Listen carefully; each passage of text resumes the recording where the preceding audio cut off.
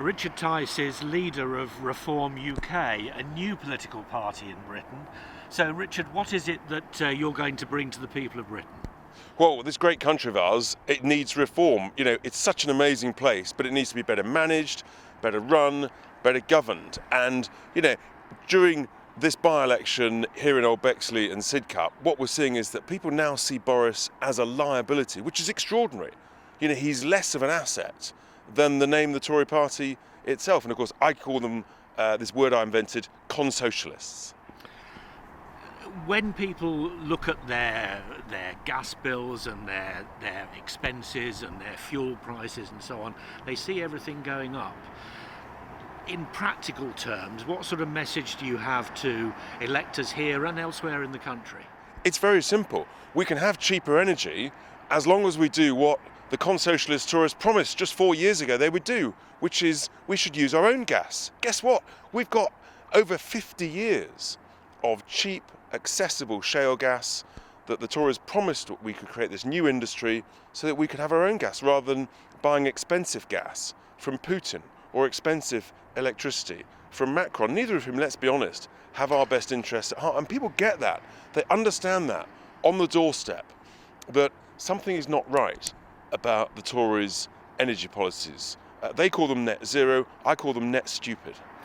And another thing that's worrying people, obviously we've been going through this pandemic for the last 18 months or so. What sort of message do you have about the health service? Because that's important in people's minds these days. It's vital, and talking to people everywhere, so many people can't get to see a GP. And if you're lucky enough, you might get a phone appointment in 2 weeks, 3 weeks' time, either in the morning or the afternoon. I mean, by which time, if someone's in pain or got a real health issue, they've got to go to A&E. So it's not surprising A&E, guess what, is clogged up. You might have waiting times of 4, 5, 6 hours. So there's a major crisis in healthcare. There's no reforms from this Tory government, as to what to be doing. We've got clear plans which we set out, and they're available on our website. We've got a specific health plan, how you get to zero waiting lists. No other political party has got that ambition. So you want to privatise the health service? Of course not. But most people don't realise, again, because we've been brainwashed into accepting that you have to have waiting lists. Most Western nations don't have waiting lists. They look at us and they laugh. Why do you accept waiting lists of 6, 9, 12 months to get an operation, to cure something where you're in real pain? So our plan is very simple. Instead of waiting for the bureaucratic, monopolistic blob of the NHS management to tell you when you're lucky enough to be treated, no. So we're going to put the patient in charge. So still free at the point of delivery, but if you can't see a GP in 3 days, you get a voucher, you can go private. If you can't see a consultant in 3 weeks, you get a voucher, you go private. If you can't get an operation in 9 weeks, you get a voucher, you go private. Always free at the point of delivery. What will happen is the not-for-profit and the private healthcare sector will grow in size very rapidly, because lots of retired medics who left the system because they're fed up with NHS bureaucracy and paperwork, they'll come back into the system. Capacity will grow. Scanners and diagnostic equipment and operating theatres will suddenly start being used 24/7, 7 days a week, as they should be, and the waiting list will disappear, we think, in about 18 months. And that'll be absolutely revolutionary. And we've polled this. And 81% of people are very clear.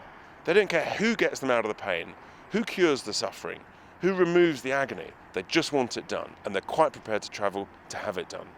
And another thing that's concerning people is when they look at their pay slip and they see huge amounts and bigger amounts to come being deducted for income tax, national insurance and so on. What's your response to the government's increase in national insurance? It's unbelievable. I mean, we've got the highest tax take in this country for 70 years. 70 years. That's why I call them the consocialists. They're now the party of high tax, high regulation, and nanny authoritarian state. Look, if you want that, vote Labour. And so this lot, actually there's no difference now between Labour and the consocialist Tories. We're saying, no, you've got to cut taxes hard for the lowest paid and for the smaller businesses, because if you do that, then actually you'll get much more economic growth. we think you'll get growth more than over 1.25% more every single year. Why?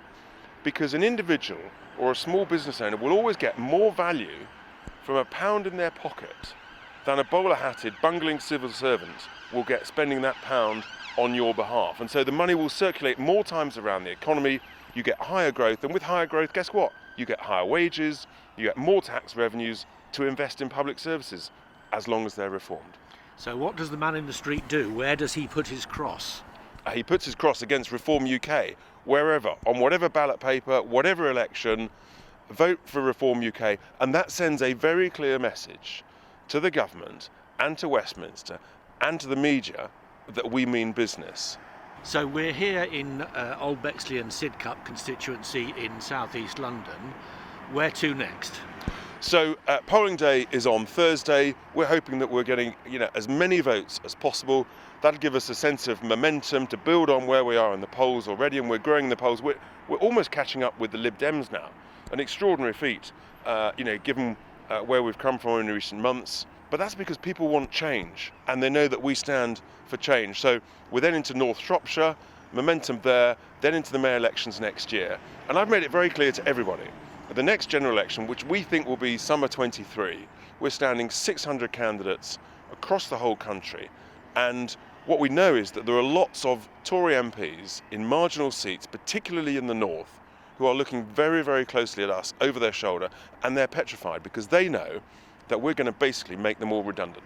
So is it your intention to win elections or put pressure on the government?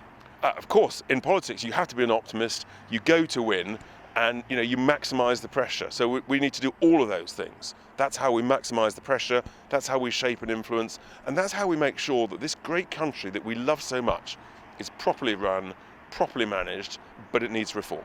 Do you think your policies will be stolen by the Conservative Party? They've already started. It's hysterical. Literally.